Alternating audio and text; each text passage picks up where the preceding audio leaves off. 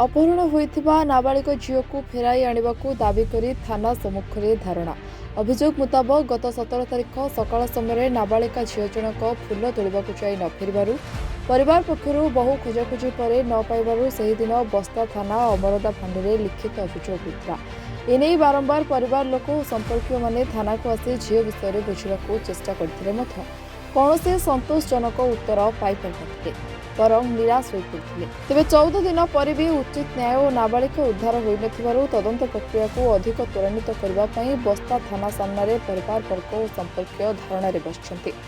घटनास्थल में बस्ता एसडीपीओ मानस देव पहुंची बुझासुझा करते भी से धारणार हटि न बरं झील मिलवा पर्यंत थाना सम्मुख में धारणार बसवे बोली कड़ा चेतावनी देते। अन्यपटे बस्ता पुलिस स्वतंत्र टीम करी विभिन्न स्थान में खोजाखोजी करने सहित अधिक तदंत जारी रखिथिबा कथा कहते बस्ता थाना अधिकारी रंजित साहू। आमे आम झील 17 तारिख पाखु निखोज अच्छी सर एने कि आमे अमरदा फांडी रे एतला देलु फांडी रु एफआईआर आसिला थाना को बस्ता थाना को डे 1 रु फांडी थाना हे आज 14 दिन हे गला सर। पुलिस टू आमे किछि न्याय पाई पारलु नाही।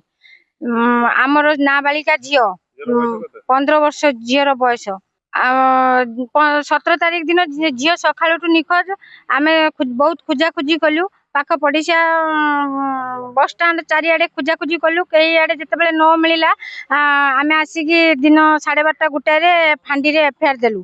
एफआईआर देला परे राति रे सार गले किंतु आमे तापरे एफआईआर दे साला परे गाँ को जिते गलु साई पड़िशा माध्यम टिके शुणाशुणी कलु से जो पश्चिम बंग किसी मिस्त्री माने आसुले से माने आम झील को अपहरण कर अनुमान करू आउ से आम गाँ को काम आसुना भी पचारा उच्चार कला बेलू से भी कहते आम तो काम आसुले काम सारे पलैले आसुना तेणु किसी खोज खबर आम पाई पारुना।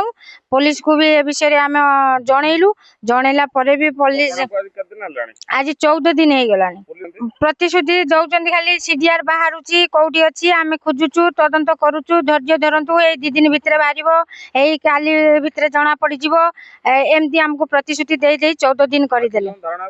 आम आईआईसी भी जानी राति भी आम बसलु दिन सारा भी बसीलु आईआईसी जानी आमर जे अय अच्छा प्रशांत आय अच्छा प्रशांत राउत सार को भी जनइचु आमर जो फांडी रे जो सार संदीप कुजुर तांको भी जनइचु